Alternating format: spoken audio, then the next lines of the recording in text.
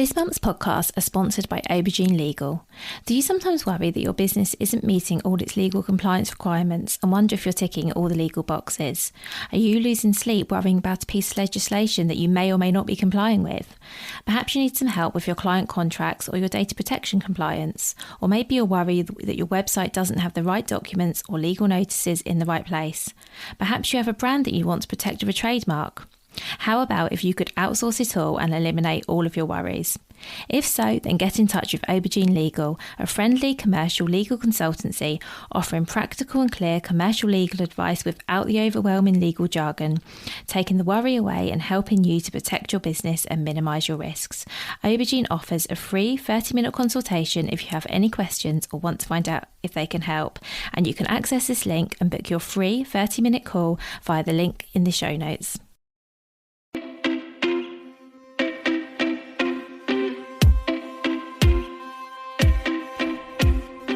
Welcome to the Bring Your Product Ideas to Life podcast. Practical advice and inspiration to help you create and sell your own physical products. Here's your host, Vicky Weinberg. So today I'm talking to Donna Belgrave.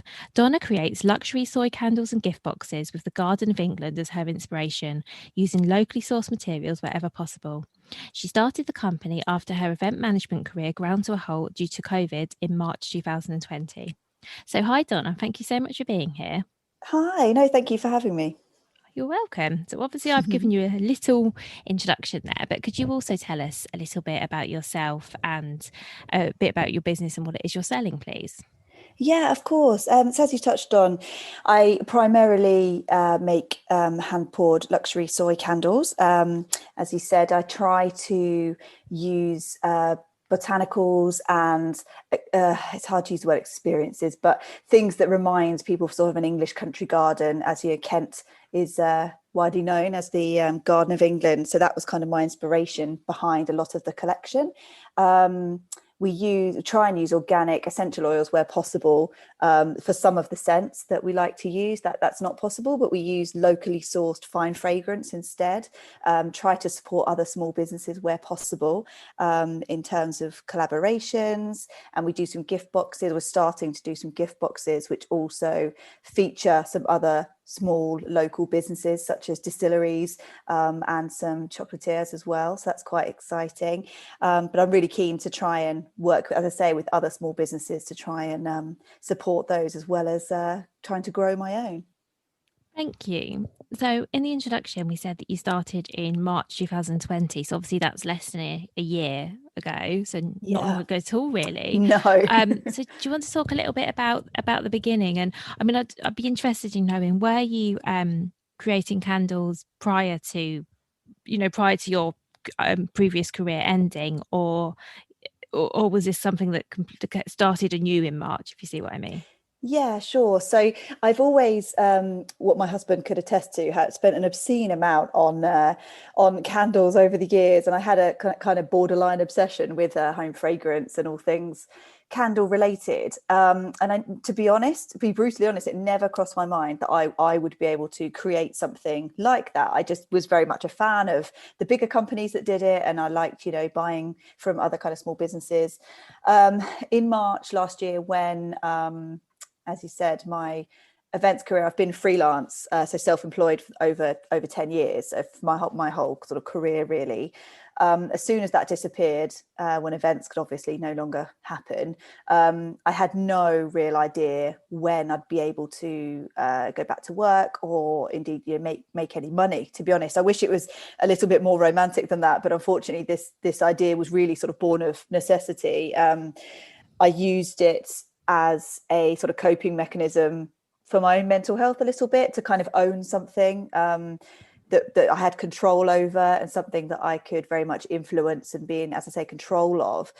So that's where the idea kind of came from. My husband sort of said to me, you could, these can't be overly difficult to kind of produce and to make. It just, you need the right idea, you need the right ingredients and the right kind of sort of marketing around it to make it a product that people might like to buy.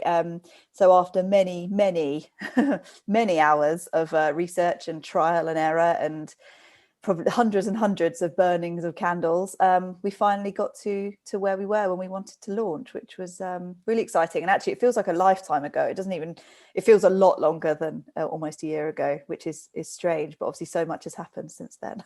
Yeah, it feels like you've squeezed a lot into this 10-month period. It seems like you've done an awful lot, because I had assumed wrongly, obviously, which is why you shouldn't assume, that you'd been candle making perhaps beforehand and it just wasn't a business. So how did you learn how to make them? Because it sounds like you're self-taught as well, so it's not like you could go along to classes, because obviously that wasn't an option either. That's it. So actually, where it first kind of came from, this was actually before lockdown. So I had an interest in aromatherapy and all things kind of sort of scent related. And my mother-in-law actually bought me an aromatherapy course at Neal's Yard in Covent Garden, which I actually was lucky enough to attend before lockdown happened, literally maybe 10 days before, I think. And that kind of kickstarted the real interest in the science behind the aromas and the blends and all that kind of thing, because the actual physical act of candle making, even though there's a lot of trial and error and there's a lot of science behind it, the physical process is actually fairly straightforward. It's quite the steps are quite simple, but it's obviously the different elements behind each step that take the time. But in terms of the scents and the aromas and the kind of reasoning behind the collection, the sort of sense that I've gone behind was very much thanks to this aromatherapy class that I attended, as I say, just before. So there were steps, the kind of cogs were turning before lockdown, but as soon as lockdown happened, that's kind of the kick up the bum that I needed to be like, right, no, I've been talking about this, I can actually do it. This will be great. And that's I went off and began. Wow, that's really impressive. So how long roughly did it take you from lockdown starting and you deciding to give this a go to actually sort of opening the doors for business? Yeah, so actually my husband and I I like to give him some credit, because he's been very much the one listening to me moaning and whinging and crying and thinking I can't do this, and then jumping up and down when something actually works properly. He's very much been there every step of the way. I think we started really talking about it and me actually doing things, as I say, like at the beginning of lockdown, but actually we pushed the button to go live on the website at the end of October. I think weirdly, the only reason I remember the date so clearly is because one of my best friends had a baby around the same time. So I remember it being, all hand in hand, all this exciting stuff happening at the same time. And actually one of the things I learned very quickly is that I'm very much, I think, naturally, as with the events management background, very much a planner. I'm really quite detailed. I like things to have all my, my ducks in a row before I commit to something, before something goes live, so to speak. But actually, with this, I chose to go live actually before I was really ready, because the essentials were in place. The product was there, the website was ready. I think I was almost making excuses and waiting and putting it off day by day because I was a bit scared and a bit nervous. But actually, come end of October, I thought, right, if I'm going to capture this, Christmas market, I need to go live now. And that's when we just did it. Yeah, and I think there's a lot to be said for that, for just going for it, because I think if we waited for everything to be perfect or exactly as we wanted it, I think most of us would just keep putting things off and off, because definitely I think it's like you say, it can be a real way of, I mean this in a polite way, it can be a real way of procrastinating, can't it, to just kind of think of improving I've become things. This huge procrastinator. I never used to be, and I think again, whether it's a symptom of this bizarre situation we found ourselves in, but I was never a procrastinator. I was very much on the front foot. I was let's grab this, let's do it, blah blah blah. And I think I've almost been because I had my daughter, and actually I'd only come back off maternity leave for 2 weeks before lockdown happened. So I'd actually been off work for a year and then back to work for 2 weeks and then off again. So I was kind of forced into an extended maternity leave. So I think for my confidence and my perceived sort of abilities, I suppose, for myself, I was really my confidence had been shaken quite a lot. And I think that I was questioning myself a lot. And I think that's why I just had to, like you say, bite the bullet and just go for it. Otherwise I would have just kept finding reasons as to why it wasn't ready or why I wasn't ready. Well done for doing it and for getting it out there. And so how have things gone in the first couple of months?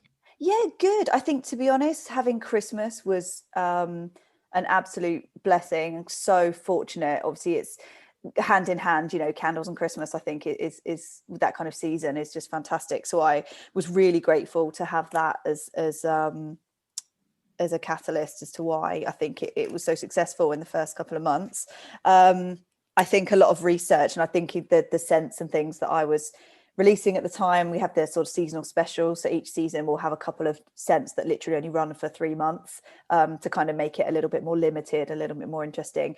Obviously Christmas candles are just, there's so many amazing ones that you can go with, that we kind of had a bit of a kickstart in that sense. So yeah, I was really lucky. I think it's been really popular. At one point, actually, I think about 2 weeks before Christmas, as yourself, and I'm sure anybody else listening with who uses Royal Mail for any reason for a small business, were tearing their hair out in the couple of weeks before Christmas, because there was so understandably so many delays and so many problems that it was becoming really stressful. And I did for a start to think, do I really want to be adding this level of stress in? But then, that was such a short, looking back, it was such a short period of time that was stressful for. And most of it has been so much fun and so positive that it kind of could get through those tricky bits.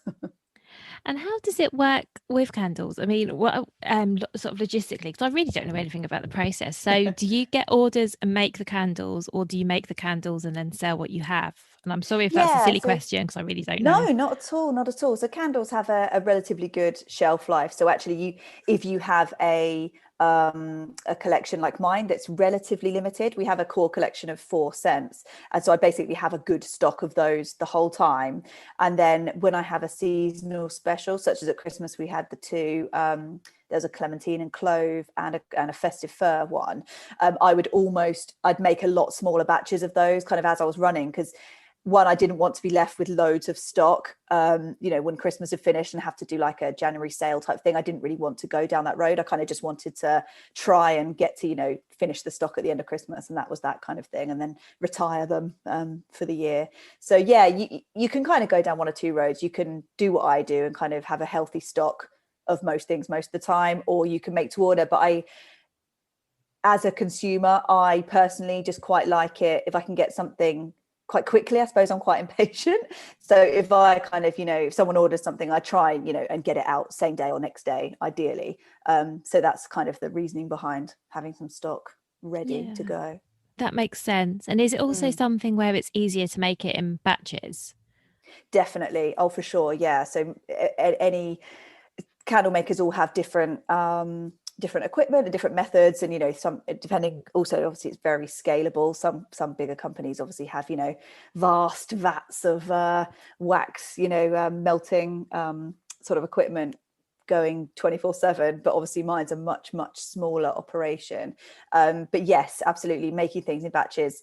I would carve out some time, whether it was when my daughter was asleep, like now when we're recording this, she's having a nap, so that's good timing, or when she's in bed at night. Every evening from 7 p.m. until I went to bed at 11 would be churning out candles in the studio while my husband was getting his own way with the television, so he was quite happy.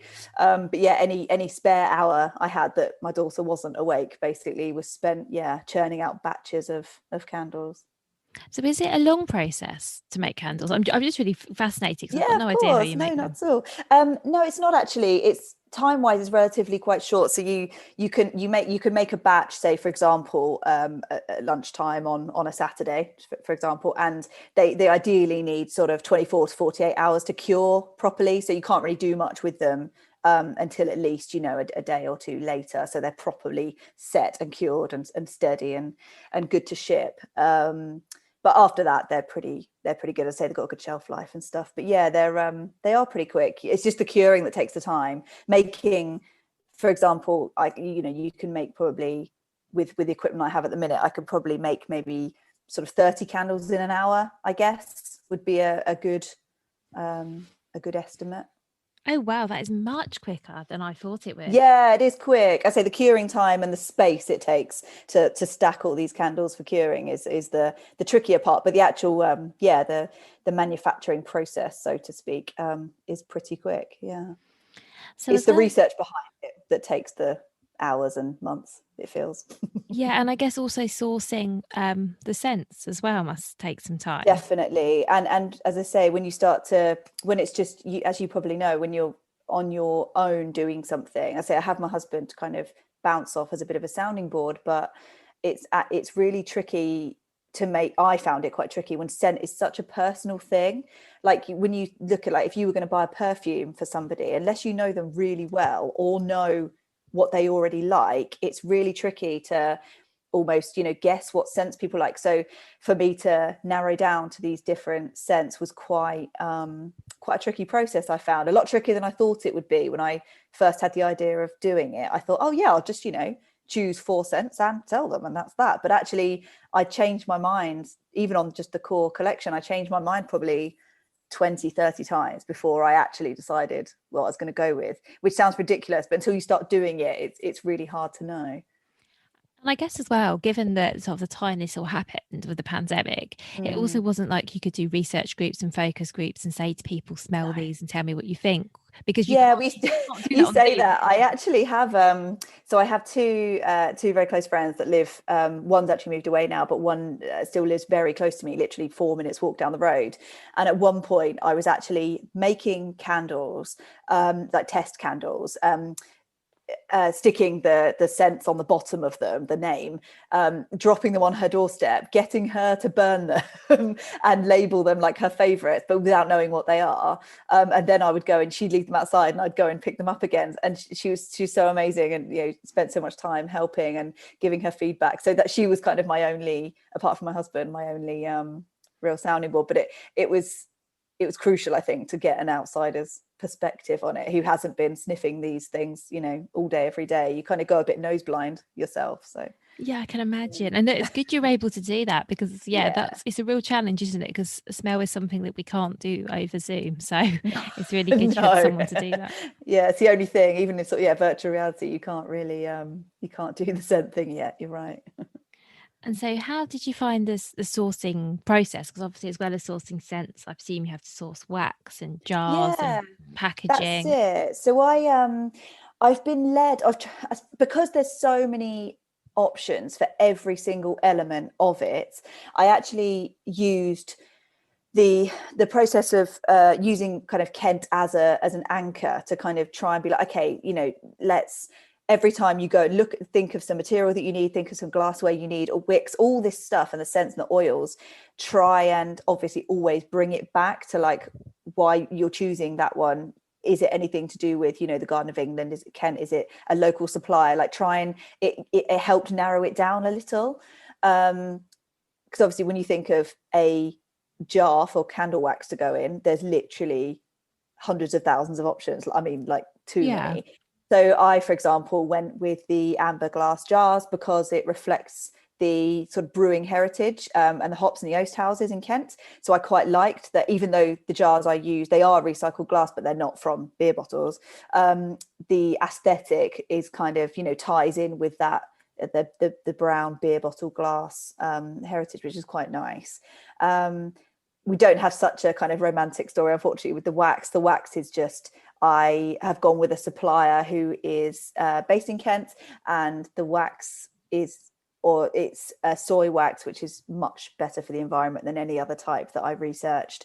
So that's the only sort of story with that one. But yeah, I kind of tried to tie everything back in to that kind of local narrative, which is quite nice. Yeah, that's really nice. And it's nice as you did that, you kind of kept it local. And also, like you say, really useful to have a criteria because, yeah, I imagine that glass jars you can get so So many hard. places. And Yeah. yeah, the And choices you get must be, lost, so yeah. lost. Yeah, you do. Yeah, I imagine that criteria made it really easy. Well, not easy, but easier to Easier. sort of Yeah, narrow easier. things down. So let's talk a little bit about sort of being a business owner, and obviously you've been self-employed, it sounds, for a while. But I guess this is a different kind of business because there has to be a balance between you actually doing the crafting and the making of your products and then the business side of things. So how is that working out so far? Yeah, so what's really funny, and my husband absolutely grills me all the time about this, is I did a business degree at uni. That, I mean, long time ago, but that's what I did my degree in. And he just finds it hilarious because basically I am horrific at all things financial. I'm amazing with a spreadsheet, which I think comes from the event side of things, but awful with all things receipts and finance, and I kind of, everything's a bit jumbled. It all gets there, but it's not really in any kind of slick process. So my husband is very, very much the leader on that side of things, and I'm so grateful to have him. So in this respect, in this business, I'm definitely enjoying the creative sort of outlet side of it rather than the kind of day by day admin business side of it. I love having something that's mine, that I've created, that I'm, at the end of the day, the kind of the sole input into it, which is quite nice. But also there's obviously the other side of that. It's when you're wearing sort of the hats of a business owner and trying to do everything else at the same time. That's also really tricky, having my daughter, and we've got two dogs, and it sounds silly, but they're just like, it's another responsibility, it's another thing to add into the daily kind of schedule. So I found sort of juggling all that side of things really hard, actually, really hard. But I'm learning every day, as we all are. It's very much learning on the job. I think when you start a small business, you can't be expected to know everything at the beginning unless if you've never done it before. Even if you, like me, did a business degree, there's so much every day that I learn and I don't know yet. So I'm really interested to know. I'd love to see a crystal ball and see what I'll have learned in a year's time. It'll be interesting. I think, yeah, there's nothing like learning on the job, is there? No, for sure. And I think with this also, what I've actually found, one of the weirdest things is that I needed to start looking at my business as a business and not as a hobby, because it kind of started off as a lot of people, you go onto Etsy or wherever and you type in soy candle. There's so many candle makers, and I think not everybody wants to turn it into a really profitable business. Some people are really happy to keep it as a hobby. Like we've briefly chatted about it, it's great if something can be profitable, but not actually, you may not want to grow it into anything bigger. But actually I really needed to keep snapping out of this is kind of a sideline, kind of a hobby. Actually, at the moment, right now, until I know when events are going to come back and I'm going to get some work again, this is very much my primary income. This is my job. This is what I have to carve out time to do. It's not a sideline, it's not a hobby, it's very much my job. So it's kind of focusing a little bit every day, which is, I found quite tricky. Yeah, I think that is hard. And also I think when you think of it as a business, there's so much to do to run a business, aren't there? There's that, you saying, all the hats that you have to wear. Yeah. It's a lot. Whereas like if it's a hobby, there's obviously a lot less pressure. Definitely, yeah. I'm really lucky that throughout all of this, without getting bogged down in it, I wasn't able to get any of the grants or any government support whatsoever. So I've literally had 0 pennies support since March last year. So the only income I've been able to bring into the home is what I've made from the candles, which has made it, there's a bit of pressure, probably mainly just from myself, that I want to achieve something and I want to make a success of it. But I'm really lucky that my husband has in inverted commas grown-up job, a proper job, so he can kind of keep the roof over our heads, which is just incredible, and I'm extremely grateful for. But also, I need to remember that my role is, I bring in money too, which is kind of something has been really important to me, sort of for my own confidence more than anything else, I think. Yeah. And how are you sort of managing the balance between all the things that you have to be done? So for example, how much time do you spend making the candles versus selling the candles? Yeah, I think so. As I was saying, the making is very much kind of as and when I can. I carve out some time whenever she's asleep or at nursery or wherever. The selling, the marketing, because we're not able to do face-to-face sales like the Christmas fairs, the markets, the Saturday craft fairs, all that lovely side of face-to-face interaction, that actually I'm really excited when we will be able to do that. Because I haven't had that, I've had to do a real crash course in online marketing and SEO and all the kind of social media side of things, which I thought I had a fairly good grasp of generally, sort of from the event side of things. But actually there's so much about marketing a product versus an event that they're so different. I've learned, as you say, learning on the job every day. It's been a definite learning curve. Every day there's something else that comes up that I'm like, oh, I didn't know that, I need to do that. So yeah, that's been quite interesting. And I guess, like you say, it's hard as well now, because candles are one of those things that sometimes people would prefer to smell before they buy. Definitely, it's really hard, and there's ways, and I won't say too much actually, because there's going to be a new product coming out soon that isn't quite ready, so I won't tease on that one. But there's ways that you can kind of like help people to understand how something might smell. But yeah, it's without actually smelling it, like you say, picking it up at a fair off a stall and kind of going, oh yeah, that's great, I'll have 5. It's a bit of a gamble, but so far it's all right, going all right. No, that's really good. And I had no idea that you can explain smell without someone being able to smell something as well. It's going to be interesting to see how it works, but we shall see. Oh, is that something you're looking to do in the nearish future? Yeah, it is in the spring, so in a month or two. Oh, so I'm thinking maybe by the time this episode goes live, perhaps there's a chance it will be available. Available. And if it is, you'll have to make sure you let me know so we can definitely add it in. We can tell people. But yeah, definitely, I definitely want to. That'd be amazing. Cool. if we can share that with people. Sounds good. I'm really intrigued to know how you do that. Yeah. So yeah, please do update me if that's live before this goes out. For sure. So just a few more questions to finish up, if that's okay, Donna. Of course. Yeah. So what are some of the things, so we're coming back to sort of managing the business side and the crafting side, is there anything you've learned that you think would be useful for people to know? Definitely. So I think one of the things I've always been really bad at is accepting help. So accept any help, any relevant help when it's offered, whether that's whatever you're making, whatever you're building, doing, offering.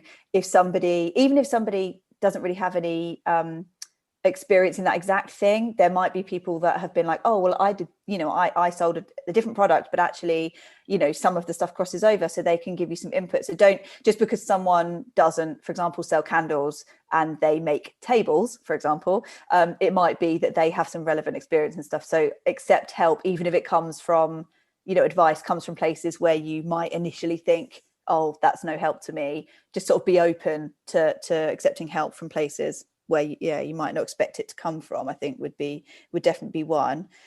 Another one I've definitely felt quite heavily before Christmas is that competition can be really healthy, but don't sort of obsess. I often would find myself sort of checking, other candle companies that started around the same time as mine. I'd be, seeing, how many followers do they have? What have they posted today? Like checking. And actually, some of my friends would say to me, it's great to keep an eye on it and be, it's a bit of healthy competition to keep you motivated and keep you sort of on the right track, but don't get sidetracked by it. Don't be, disheartened if, they've, I don't know, got a new product out that you hadn't thought of, or they've got more followers than you, or whatever. Like what that company is doing, what those people are doing is amazing for them, and what you're doing is amazing for you, and there's room for all of us. And that's something I've sort of really had to work on and sit with, but I'm definitely there now. I think before Christmas it was quite tricky because it was so competitive, but someone said to me, a good bit of advice was, you walk down the bread aisle in Sainsbury's and look how many companies make bread. Like there's room for all of us. We all have different offerings, and that's a good thing. That's a good thing for consumers. So I have to kind of remember that sometimes. That's good. And that's a really good perspective, actually. Yeah, it's healthy. I think it's to remember it from that side of things. And I guess also that there is definitely room for everyone because, I mean, with lots of things, but scent in particular, it's so personal, isn't it? Such a So personal thing. personal. And it's also with candle making, I think that, should I say, with candle buying rather than candle making, you have an idea about, some people, might buy a candle because they like the way it looks. They almost literally don't care what it smells like. Like, the way it looks is the most important thing to them. Whereas somebody else, you could send it to them in a baked bean can, but they burn it, and they really get the scent is very much something that they create in their homes. They have it, lots of things in their homes to kind of create an atmosphere that's very important to them, and they actually care more about that than how it looks. So it's kind of nice to be able to kind of try and play to both sides a bit, which is nice.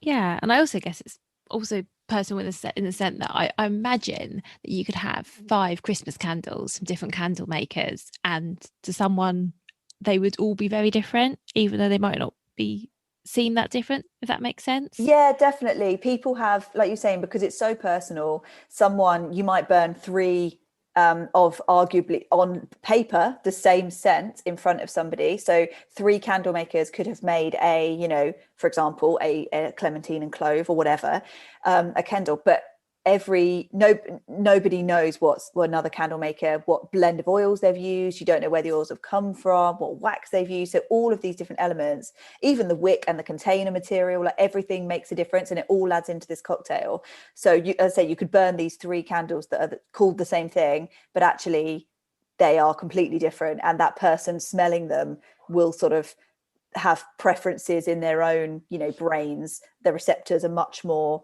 they might hook on to they like really sweet smells. So if one of them is a sweeter, more cinnamony smell, they'll go for that one, kind of thing. So it's, even though I might adore something I've made, it's really risky and worrying and scary when you sell it and go, oh, please like it, because I love it. So, but not everyone will like everything, but you can only hope that you've made something that enough people like. Yeah, and as you say, the nice thing as well is that does mean that there's room for everyone, which is Definitely. is really there nice. is. There definitely is. And so before we finish up, Donna, what would be your number one piece of advice to anyone else wanting to start selling products?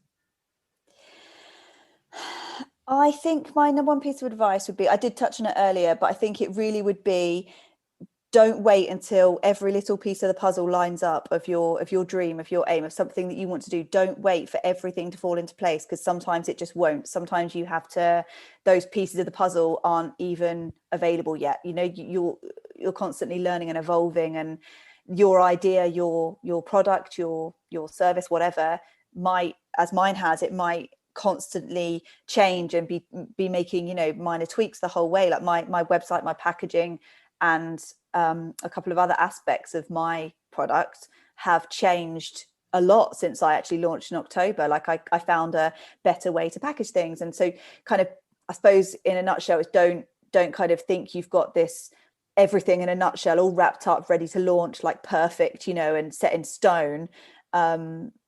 Be able to kind of have the flexibility to be like, okay, well, let's kind of roll with the punches a little bit, and have the sort of, the foresight to think, actually, this might need to change, or I might need to change that, or whatever. Don't wait for it all to be perfectly ready to roll, because it won't be, and it doesn't need to be. That's brilliant advice. Thank you so much. No, not at all. Pleasure. Well, thank you for everything, for all that you've shared today. No, it's great to talk about it. And I think my husband will just be pleased that it's not him having to listen to it for once. It's great. Oh, it's fantastic. Thank you so much. And yeah, I'm really excited to see what you do in the next couple of months, because as you said, your business is so, still, relatively early days, and it's really in its excited. infancy. So there's lots of things in the pipeline. We've got some really exciting some products coming out in the spring, I'd say, in sort of probably 6 to 8 weeks time. So we'll keep everybody posted. Yeah, definitely do. Thank you so much, Donna. Thank you. Hi, thank you so much for listening. As always, I would absolutely love to know what you thought of this episode. Please do remember to rate and review the show, and also, most importantly, subscribe so you don't miss out on any future episodes. And as a reminder, I release a new episode every single Friday. So take care, and look forward to speaking to you again then. If you've been inspired to start a podcast in 2024, I really recommend my podcast host, Captivate. Captivate were my top pick when I started podcasting 4 years ago because of how easy it was for a complete novice like me to get started. I've stuck with them for the last 4 years because Captivate is still really simple to use. They keep adding great new features like the ability to share ads like these, and they've just been really reliable. So when you're ready to start your own podcast, you can use the link in the show notes and get a free 7-day trial with Captivate.